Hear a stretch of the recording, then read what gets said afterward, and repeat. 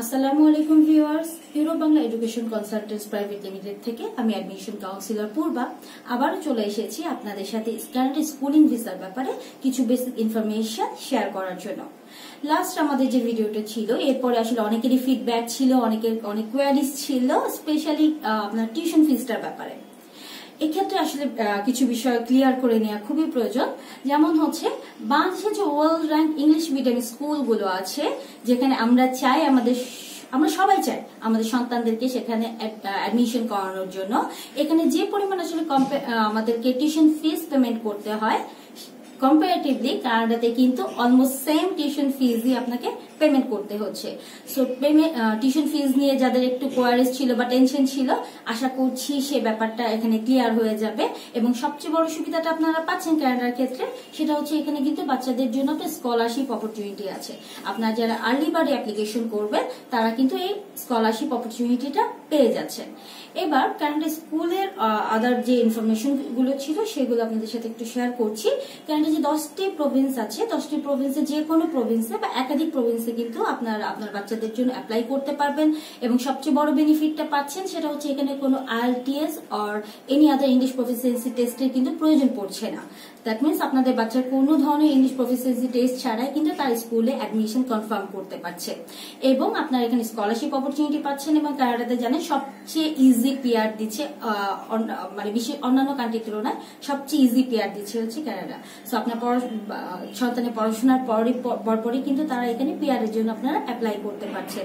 আপনার সন্তানের সাথে কিন্তু এখানে অভিভাবক এবং আদার যে ফ্যামিলি মেম্বার থাকবে তারাও কিন্তু এখানে ফ্লাই করতে পারবেন যখন আপনাদের এখান থেকে আপনার সন্তান স্টাডি পারমিটটা পেয়ে যাচ্ছে। তারপর এখন আপনারা কিভাবে অ্যাপ্লাই করবেন? আপনাদের সন্তানের যে ডকুমেন্টস গুলো আছে, যে রিকোয়ার্ড ডকুমেন্টস গুলো লাগবে, সেটা হচ্ছে গিয়ে আপনাদের সন্তানের পাসপোর্ট, যার জন্য অ্যাপ্লাই করছেন তার পাসপোর্ট, তার বার্থ সার্টিফিকেট, সে যদি কোনো স্কুলে ভর্তি হয়ে থাকে সেই স্কুলে একাডেমিক ট্রান্সক্রিপ্ট এবং রিকমেন্ডেশন লেটার সহ এবং ছবি সহ আমাদের সাথে যোগাযোগ করুন। আমরা আপনার সন্তানের যখন অ্যাডমিশন কনফার্ম করে দিতে পারবো। এবং এখান থেকে সমস্ত পেপার, স্কুল থেকে যখন আমাদের অ্যাডমিশন কনফার্ম হয়ে যাবে, সমস্ত ডকুমেন্টস আমাদের কাছে চলে আসবে। এগুলো প্রিপেয়ার করে আমরা কিন্তু আপনার ফাইল সাবমিট করবো হচ্ছে স্টাডি পারমিটের জন্য। স্টাডি পারমিট যদি হয়ে যায়, এরপরে কিন্তু আপনার সন্তান সহ আপনি কানাডাতে ফ্লাই করতে পারছেন। এখন একটা বিষয় এখানে বলে নেওয়া প্রয়োজন, সেটা হচ্ছে অনেকেরই একটু টেনশন থাকে যে এক্ষেত্রে আসলে অ্যাডমিশনটা আমরা এই মোমেন্টে, এই প্যান্ডামিক সিচুয়েশনে কনফার্ম করা পসিবল কিনা। জি, কোনো ইনস্টিটিউটসই কিন্তু তাদের অ্যাডমিশন আপনার যে অ্যাডমিশন প্রসিডিউর সেটা কিন্তু অফ রাখেনি। সো জানুয়ারি এবং ফেব্রুয়ারি ইনটেকের জন্য যারা অ্যাপ্লাই করতে চাচ্ছেন, অ্যাজ আর্লি অ্যাজ পসিবল কিন্তু আমাদের সাথে যোগাযোগ করতে হবে। কারণ যদি আপনি আপনার সন্তানের অ্যাডমিশনটা কনফার্ম করতে চান এবং স্কলারশিপ অপরচুনিটিটা নিতে চান, তো সেক্ষেত্রে কিন্তু আপনাদের দেরি করলে হবে না। সো যদি দেরি করেন তো সেক্ষেত্রে দেখা যাবে যখন ইন্টারন্যাশনাল স্টুডেন্টদের কোটাটা ফিল আপ হয়ে যাবে, তখন কিন্তু তারা আপনাদেরকে ডেফার করে দিবে পরবর্তী সেমিস্টারের জন্য।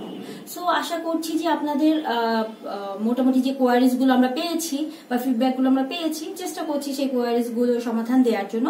এরপরও যদি আপনাদের কোনো কোয়েশ্চেন থাকে, তো সেক্ষেত্রে অবশ্যই আপনারা আমাদের সাথে যোগাযোগ করতে পারেন। আমাদের ফেসবুকে মেসেজ দিতে পারেন, আমাদেরকে ফোন করতে পারেন, আমাদের অফিস ভিজিট করতে পারেন। আমাদের ফেসবুক লিংক, অফিস অ্যাড্রেস এবং অফিসের ফোন নাম্বার, কন্ট্যাক্ট আমাদের ডিটেলস ডেসক্রিপশন বক্সে দেওয়া থাকবে। সবাই ভালো থাকবেন, সুস্থ থাকবেন, নিরাপদে থাকবেন। ধন্যবাদ।